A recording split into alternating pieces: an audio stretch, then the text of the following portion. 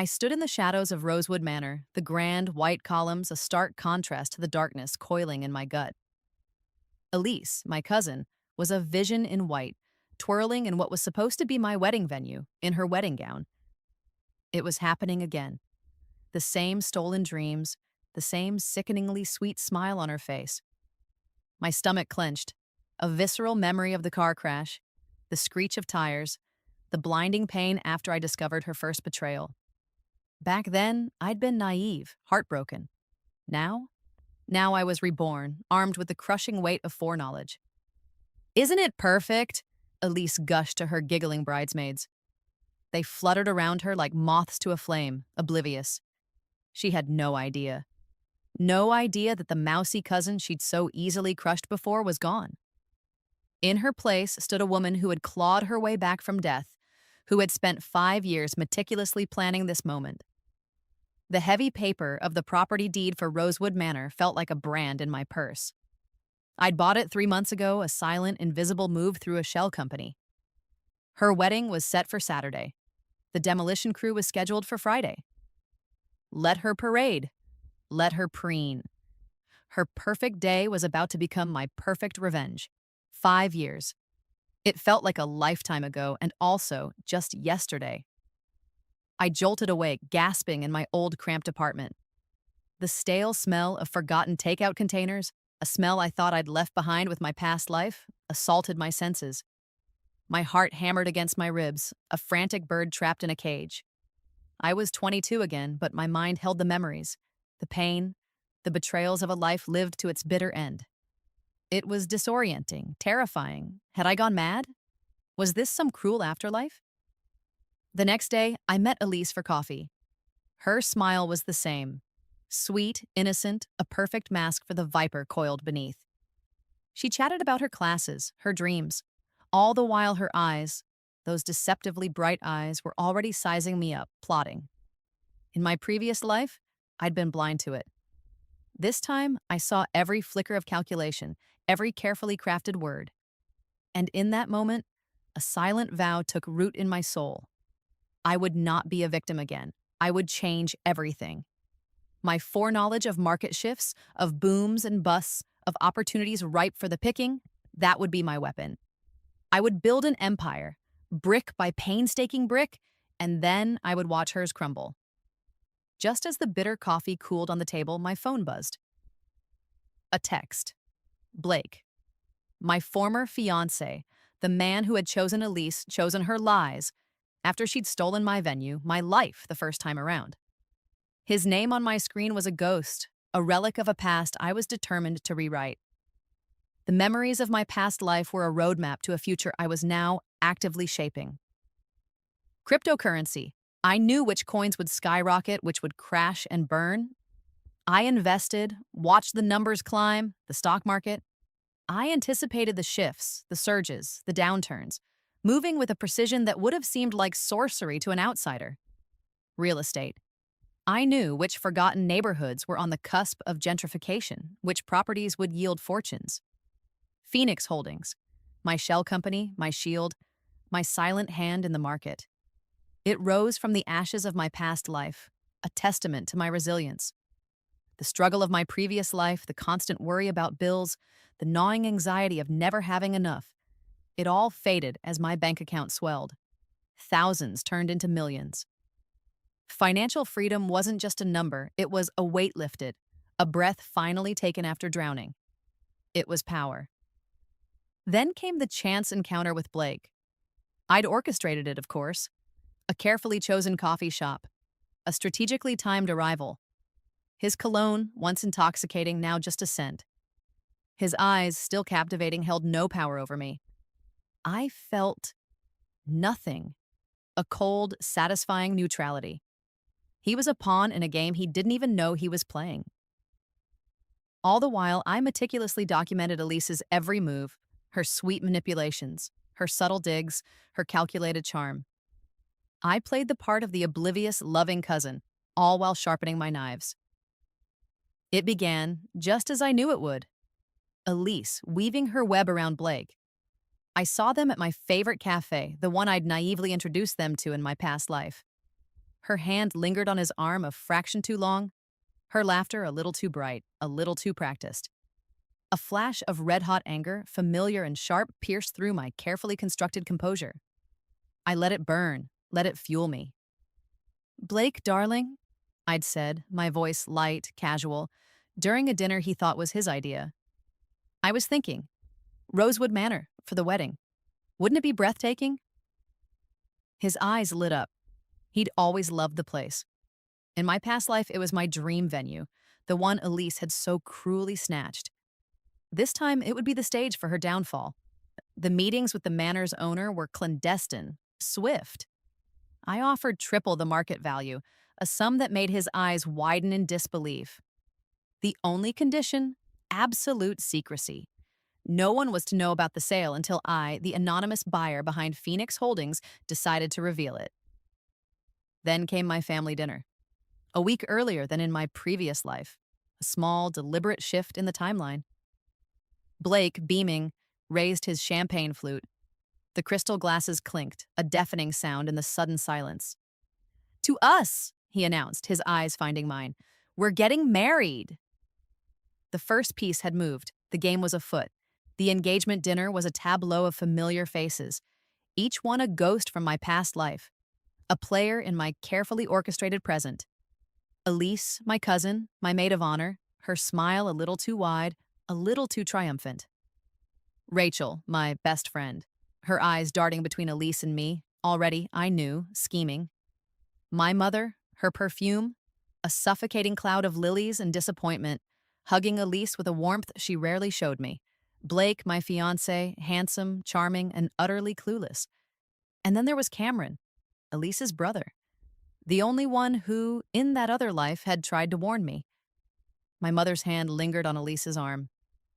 "You look radiant, darling," she cooed, and the subtle barb, the unspoken comparison hung in the air.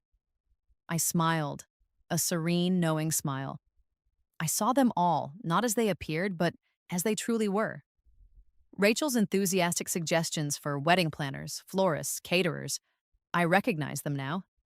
Each one, a subtle act of sabotage, a tiny pinprick designed to unravel my happiness. Later, I found myself on the balcony, the cool night air a welcome relief. Cameron leaned against the railing, a whiskey tumbler in his hand. He was watching me, his gaze unsettlingly perceptive. "You seem different," he said, his voice low.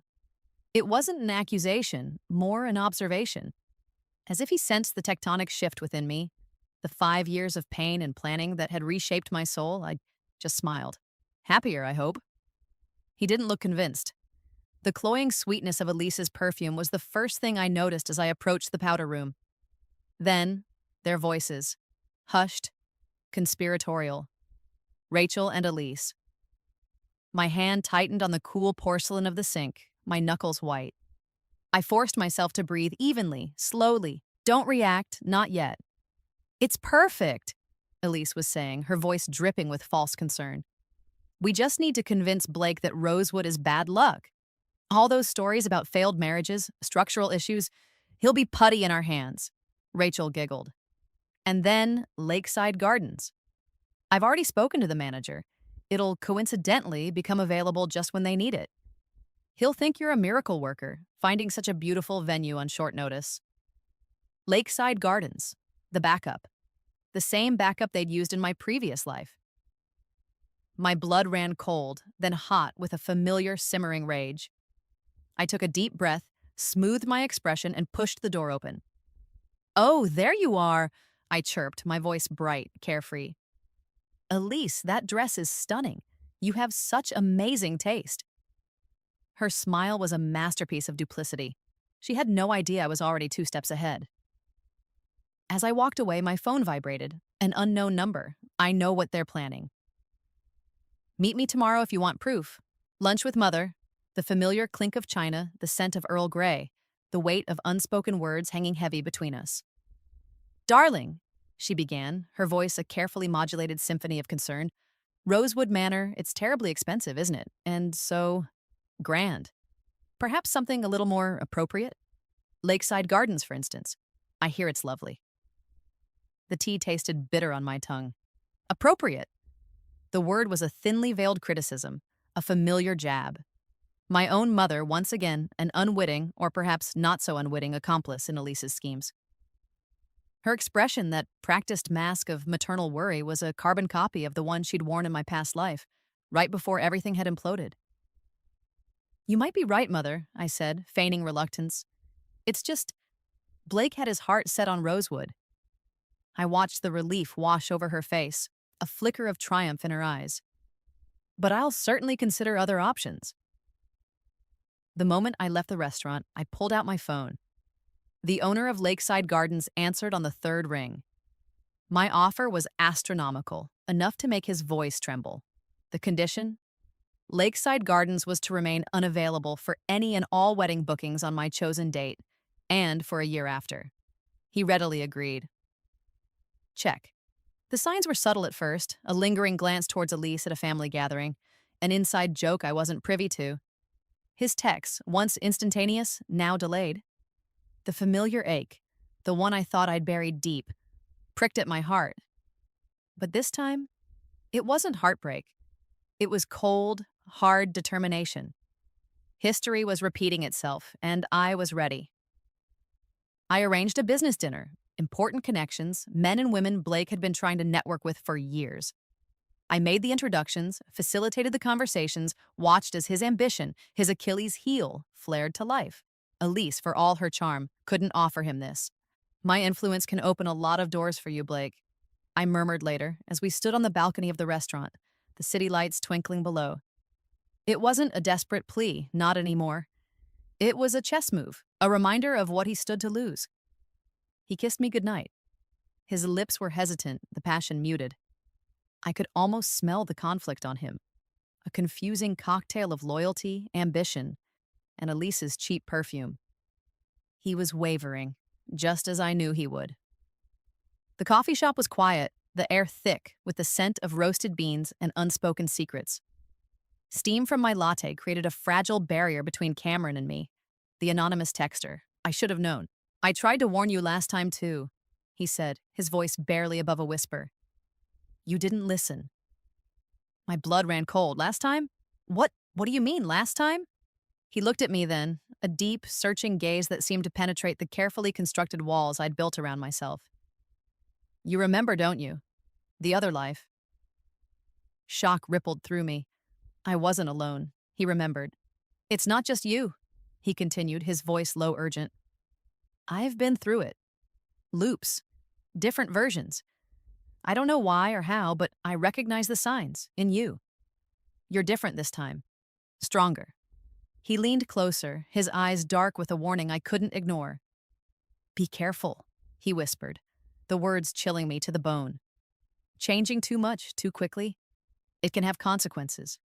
Consequences you can't predict. The rumors started subtly, like a poisonous vine winding its way through our social circle. Rosewood Manor was structurally unsound. Bad wiring, plumbing issues, a string of recent wedding cancellations. Elise and Rachel, the ever-so-helpful bridesmaids, fanned the flames with practiced concern. The call from the Rosewood manager came as expected. Panic laced his voice. Cancellations. People are worried. I don't understand. I listened, my expression a mask of sympathetic distress, while a cold, burning rage simmered beneath the surface. Blake, bless his predictable heart, fell for it hook, line, and sinker.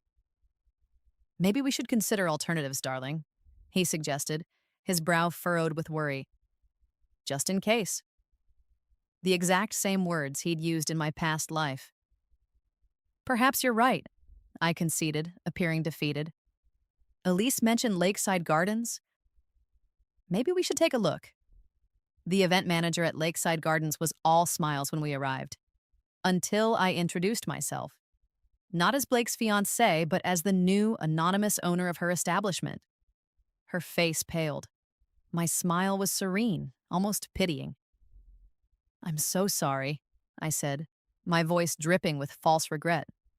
But Lakeside Gardens is fully booked. For the next year.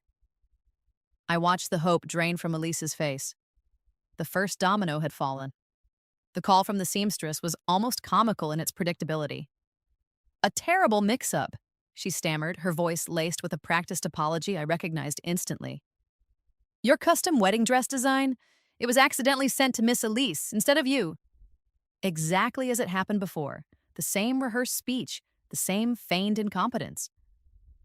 The sting of betrayal was less potent this time, dulled by foreknowledge, but it was there nonetheless. A few hours later, my dream dress, the one I'd sketched and agonized over for months, appeared on Elise's social media. My custom design, the caption gushed. Isn't it divine? I commented, my words dripping with saccharine sweetness.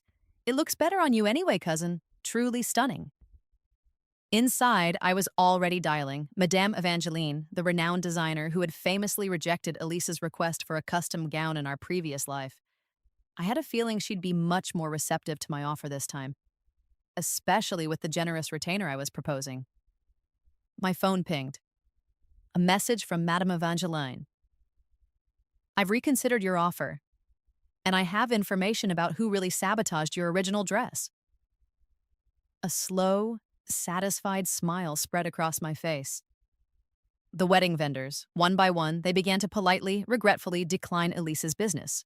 The florist? So sorry, we're fully committed that month. The photographer? Unfortunately, we have a prior engagement. The caterer? A staffing issue, terribly sorry.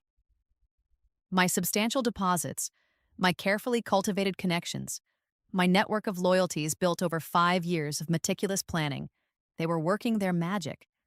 I watched from across the street, hidden behind the tinted windows of my car, as Elise stormed out of the fifth bakery that had suddenly, inexplicably, become unavailable for her backup wedding date. Her face was a mask of frustration and disbelief. The champagne was crisp, cold, perfect.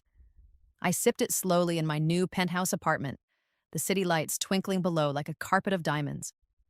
The list of vendors now exclusively loyal to Phoenix Holdings, and by extension to me, grew longer by the day. I made sure Blake witnessed it all. Elise's increasingly desperate phone calls, her tearful outbursts, her ugly, unraveling frustration.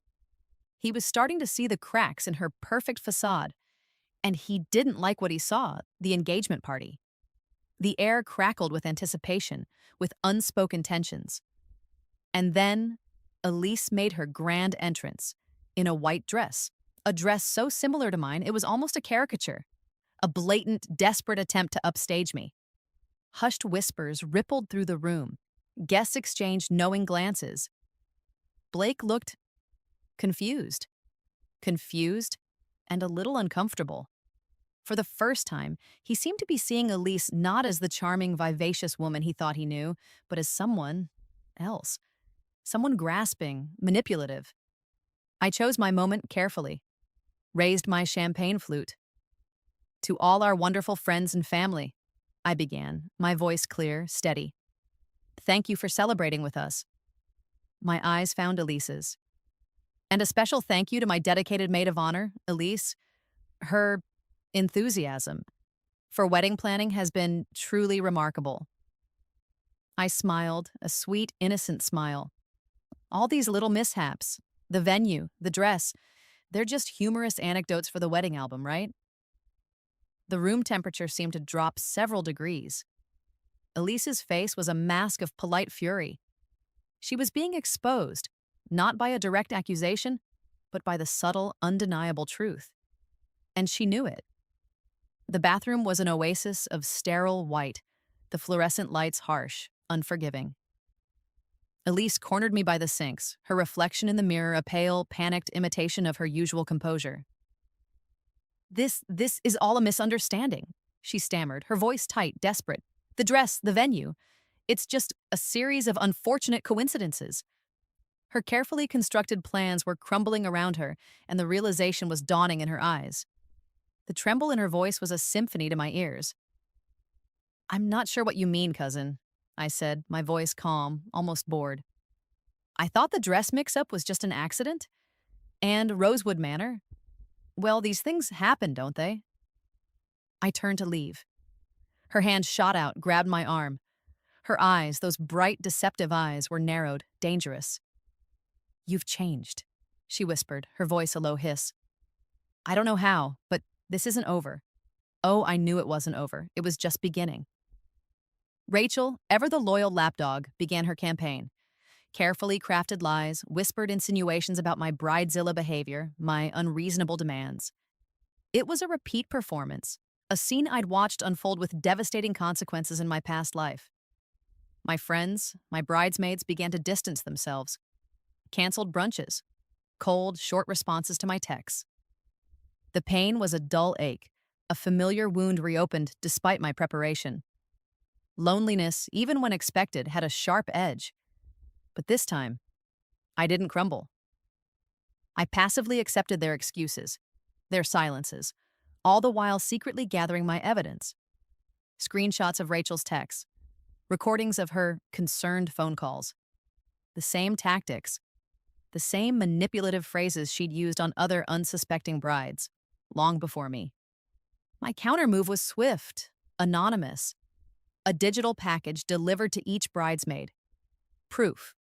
Undeniable, irrefutable proof of Rachel's duplicity, her pattern of sabotage. The truth I've learned is a powerful weapon. Another family dinner, another serving of thinly veiled hostility. Mother, her voice laced with a martyr's sigh, announced she would be helping to finance Elise's wedding. "She's struggling so with the costs, poor darling," she said, her eyes flicking towards me, a silent accusation. My wedding apparently was unnecessarily extravagant. Elise, smug and triumphant, accepted Mother's offer of grandmother's wedding veil. The veil promised to me since I was a little girl. A family heirloom, a symbol of love and tradition, now a casualty in this bitter war. I clenched the cold silverware in my fist, my smile a brittle facade. The burn of rejection was familiar, almost comforting in its predictability. Just as dessert was served, a courier arrived, a certified letter addressed to my mother. Her hand trembled as she opened it. Her face, as she read the contents, turned a sickly shade of gray. It was a notification regarding certain changes to grandmother's estate. Changes I had quietly, meticulously arranged months ago. The game, dear mother, was far from over. Grandmother's former attorney was a kind, elderly man with shrewd eyes. He listened patiently as I laid out my case. Documents, financial statements, proof of my mother's mismanagement of family assets. Assets meant for me. And then, the final damning piece of evidence. Grandmother's journal, a small, leather-bound book I'd never discovered in my previous life. Its pages, filled with her elegant script, told a story of secrets, of financial entanglements, of my mother's long-standing favoritism towards Elise, rooted in debts and obligations I never knew existed. I confronted Mother privately. The taste of mint tea, her favorite, was bitter on my tongue as I laid the evidence on her polished mahogany dining table. Her carefully constructed composure shattered. The truth, stark and undeniable, was a cruel mirror. I offered her a lifeline. Reconciliation. Contingent on honesty, on a genuine effort to change. A test. A test I knew, with a heavy heart, she was destined to fail. Some betrayals, I was learning, ran too deep. The texts, I knew they were coming. Blake and Elise. Their planned meeting at our special restaurant. The one where he'd first told me he loved me. The irony was almost suffocating, but this time, there was no heartbreak. Only a cold, calculating resolve. I arrived at the restaurant a few minutes before them. Cameron, my unexpected ally, was by my side. We were laughing, animated, engaged in a conversation that was, for once, genuinely enjoyable. Blake and Elise walked in. His eyes found mine. A flash of something... jealousy. Surprise? Crossed his face. Seeing me with Cameron, a man more successful, more self-assured, more loyal than he could ever hope to be. "Blake, Elise, what a surprise!" I exclaimed, my voice a perfect blend of warmth and polite detachment. Cameron's hand rested lightly on my arm, a silent, steadying presence. Their unexpected presence was anything but. It was all part of the plan, the bridal shower. My bridesmaids, armed with the truth about Rachel's manipulations, were back in my corner. Their rekindled friendship, their genuine warmth, made Rachel increasingly agitated, desperate. And then, the inevitable drunken scene. Rachel, her voice shrill, echoing in the suddenly silent venue, accusing me of manipulation, of turning everyone against her. Her words were slurred, her eyes wild. My response was calm, measured. I revealed the messages, the identical manipulative text she'd sent to each of my bridesmaids, the pattern exposed for all to see. A collective gasp went through the room. Mother, flustered, rushed to Rachel's defense. "She's just upset! You're being cruel!" she cried, inadvertently revealing her own complicity, her own knowledge of Rachel's schemes. Elise, ever the actress, seized her moment. Calculated tears streamed down her face. A dramatic, heartbroken exit, and Blake, predictably, foolishly, chased after her. Exactly as they had done before. Some things, it seemed, never changed. His late-night visit was an echo of a past I'd already lived. Blake, standing on my doorstep, rain-soaked and reeking of confusion and cheap cologne. He confessed his muddled feelings for Elise, his voice thick with a self-pity that grated on my nerves. The words were almost identical, a sad, predictable script. I listened, a strange sense of detachment washing over me. The scent of rain, once a romantic backdrop to our stolen moments, now just a damp, unpleasant smell. Calmly, I slipped his ring from my finger, placed it in his palm. No tears this time, no desperate pleas. His shock was palpable. He'd expected hysterics, begging, a scene. My composure, my quiet acceptance threw him off balance. "I've known for weeks, Blake," I said, my voice soft, almost gentle. "I've already started canceling the wedding arrangements." His face crumpled. He looked lost. "Good. Cameron."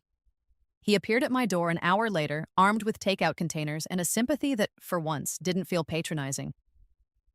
We talked for hours, the city lights a distant, glittering backdrop to our shared, strange reality.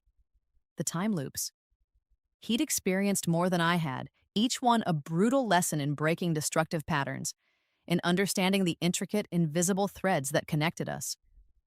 He confessed he'd been working behind the scenes, subtly nudging events, trying to help me without directly interfering, without altering the delicate balance of cause and effect too drastically.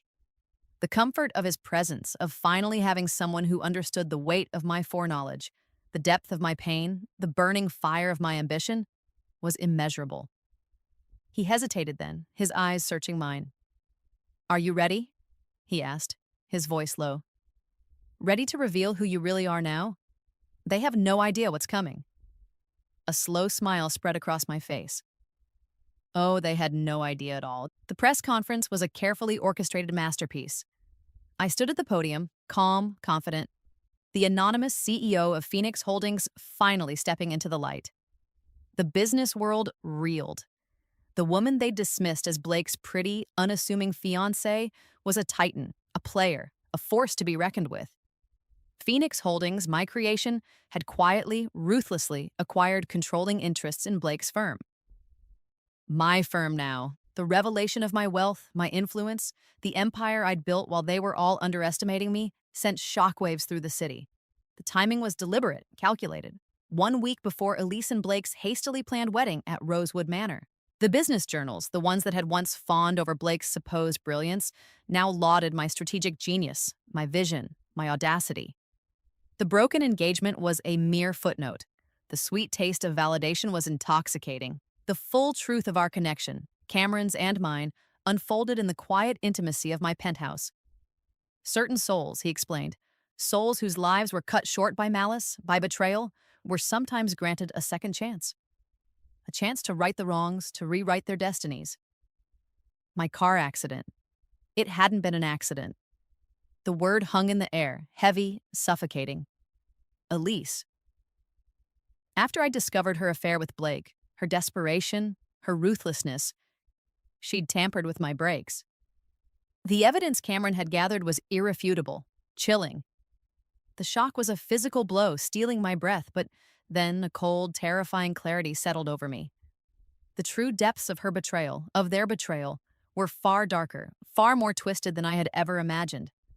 This wasn't just about a stolen wedding venue, a broken heart. This was about a stolen life, my life. Mother called an emergency family meeting. My face, my name, my success, dominated the local headlines.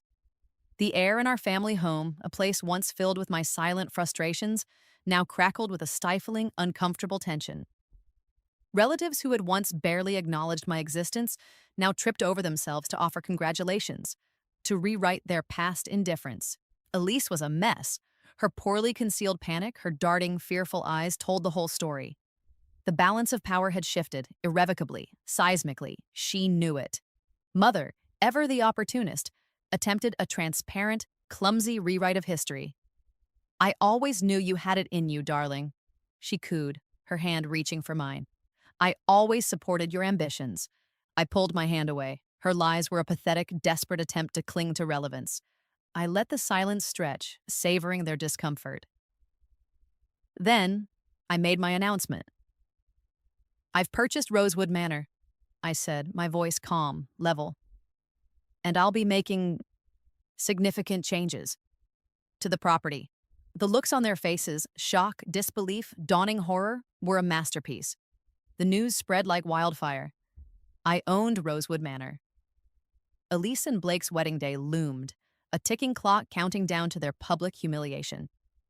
The messages started pouring in. Elise, desperate, pleading. Blake, confused, contrite. Rachel offering tearful, insincere apologies. Mother, a barrage of guilt trips and manipulative pronouncements of maternal love. I deleted them all, a calm, satisfying swipe of my finger. Their frantic attempts at reconciliation were meaningless, transparent. The preparations for the renovations at Rosewood were well underway. The demolition permits, signed and approved after a series of generous, strategically placed donations to the local historical society, ironic, I know, rested on my desk. A tangible symbol of the impending destruction. Their dream, my revenge. Elise arrived at my penthouse unannounced, a storm of tears and disheveled desperation. The performance was familiar, predictable, denial, minimization, tearful, hollow apologies. Her voice cracked, her hands trembled. She was playing her last desperate card. I watched her, a silent, impassive observer. Every calculated gesture, every practiced expression, every carefully chosen word, I saw through it all. Her desperation grew with each unanswered plea, each moment of my unyielding silence. Finally, when her sobs had subsided into ragged gasps, I asked my question. One single cutting question that sliced through her performance like a scalpel. "Did you tamper with my brakes 5 years ago, Elise?" The color drained from her face. Her eyes, for the first time, held a flicker of genuine, unadulterated fear. Mother arrived next, armed with family heirlooms and a carefully rehearsed speech about making things right. Her perfume, once a comforting scent of childhood, now cloying, suffocating. She tried to embrace me. I stepped back. She launched into a rambling, self-pitying monologue, dredging up old family secrets, twisted justifications for her decades of favoritism, her casual cruelty. And then, the admission. Veiled, hesitant, but there nonetheless. She'd known. In my previous life, she'd known about the brake tampering, and she'd helped cover it up. To protect Elise. To protect herself. My heart, a muscle I thought had hardened beyond feeling, ached with a fresh, searing pain. I calmly refused her offerings, the tarnished silver, the yellowed lace. I returned them, along with a neatly bound portfolio. Documentation. Of every asset she had misappropriated, every trust she had betrayed. Her face, as she flipped through the pages, was a mask of disbelief, then dawning, horrified comprehension. Blake chose a neutral location, the coffee shop where we'd first met in both lifetimes. His charm offensive was a pathetic imitation of our early days, his words hollow, insincere. His engagement to Elise, he claimed, was a mistake. He'd been confused, manipulated. He still loved me. The coffee was bitter, matching the taste in my mouth. His attempts to secure a wedding venue, and by extension his financial future, were transparent, almost laughable. He talked, I listened. And then I laid out my own evidence. Meticulously documented instances of his professional shortcuts, his ethical violations, his casual disregard for rules and regulations. His face paled as he realized the extent of my knowledge. the precariousness of his position. "Your future at the firm, Blake," I said, my voice cool, businesslike, "will depend entirely on your future behavior, not on our personal history." His charm, his good looks, his carefully constructed facade of success, they were worthless now. He was, finally, at my mercy. The pre-demolition party at Rosewood Manor was a celebration, not of destruction, but of new beginnings. I was surrounded by genuine friends, new allies, people who valued me for who I was, not for what I could give them. Cameron was by my side, his presence a quiet, steady anchor. And then they arrived. Elise, Blake, Rachel, Mother. A quartet of desperation, their faces etched with a frantic last-ditch hope. The workers in their hard hats and reflective vests were already preparing the building. The sound of their drills, their hammers, was a death knell for a past I was finally, definitively burying. They pleaded collectively, individually, promises of change, vows of loyalty, one more chance. Their hopeful expressions, their tear-filled eyes, revealed their enduring, pathetic belief that they could still manipulate me, still appeal to a sentimentality I no longer possessed. I let the silence stretch, let their hopes rise just a little. Then I spoke. One word. Calm, clear, final. No.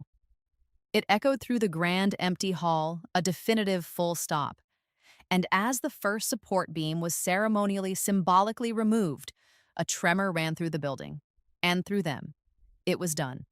1 year later. I stood on the grounds where Rosewood Manor once lorded over the landscape. The air was fresh, alive with the scent of newly planted gardens, of damp earth, and blossoming possibility. In its place, a community center was taking shape, its modern lines a clean break from the ostentatious grandeur of the past. Cameron was beside me, his hand warm in mine. Our alliance, forged in the fires of shared trauma and rebirth, had deepened, evolved into a partnership built on trust, respect, and a quiet, unassuming love. There was a profound satisfaction in watching the new structure rise, a testament to the power of transformation, of creating something meaningful from the ashes of betrayal. I'd funded the center anonymously through Phoenix Holdings. The recognition, the accolades, they no longer mattered. Peace, I was discovering, was found not in applause, but in quiet generosity, in making a difference without needing the world to know. My mother. Our contact was limited, carefully defined by boundaries I'd learned to enforce. She was changing, slowly, attending therapy, making genuine, albeit clumsy, attempts at amends. The grand gestures were gone, replaced by small, consistent actions. A hesitant phone call, a quiet apology, a flicker of something that might one day resemble remorse. The rebuilding of trust, if it was to happen at all, would be a slow, tentative process. My own healing was a journey, not a destination. Learning to separate the wounds of the past from the possibilities of the present. Forgiveness. It was a word I was still learning to understand. Not a pardon, not an erasure of past wrongs, but a letting go, a lightness. Freely given, but conditioned on continued honesty, on a sustained commitment to change. Phoenix Holdings had expanded, its focus shifting from ruthless acquisition to humanitarian projects, sustainable development, ethical investments, empowering communities. The view from my office, overlooking the city I was now helping to reshape, was a constant reminder of how far I'd come. The recognition I received now was different. Not for my wealth, my cutthroat business acumen, but for the positive impact my company was making, the sustainable changes we were implementing. I found a new passion in mentoring other women, in helping them recognize the subtle signs of manipulation, the red flags I had once so tragically missed. Success, I realized, was not just about achieving my own goals, but about helping others achieve theirs without compromising my integrity, without losing myself in the process. A beach vacation, my new circle of friends. Their laughter was genuine, their support unwavering. The ocean breeze, salty and warm, seemed to carry away the final, lingering remnants of old pain, of hollow relationships built on deceit and self-interest. News reached me, through the grapevine, of Elise and Rachel's spectacular falling out. Their mutual manipulation tactics, their shared narcissism, had inevitably turned on each other. There was no satisfaction in their misfortune, no gloating. True healing, I understood now, meant their lives, their dramas, their petty squabbles no longer affected mine. They were a closed chapter, a forgotten story. The sunsets were breathtaking, painting the sky in hues of orange and purple. The conversations were deep, meaningful, with people who valued me for who I was, not for what I could provide. This, I realized, was what true friendship felt like. A quiet evening on my penthouse balcony. The city lights spread out below like a carpet of earthbound stars. Cameron leaned against the railing beside me, his presence a comforting warmth in the cool night air. "If you could go back," he asked, his voice thoughtful, "knowing everything you know now, would you change anything?" I considered his question, watching the distant, silent dance of the city. The pain, the betrayal, the heartbreak, they had been excruciating, but they had also been a crucible, forging me into the woman I was today. Stronger, wiser, more authentic. "No," I said, the answer surprising even myself. I wouldn't change a thing. Rebirth hadn't just been about revenge. It had been about a second chance, a chance to live a life true to myself, a life defined not by others' betrayals, but by my own choices, my own values. A sense of peace, profound and unshakable, settled over me. Whatever came next, whatever challenges the future held, I would face them as my true self. Unbroken, unafraid, free.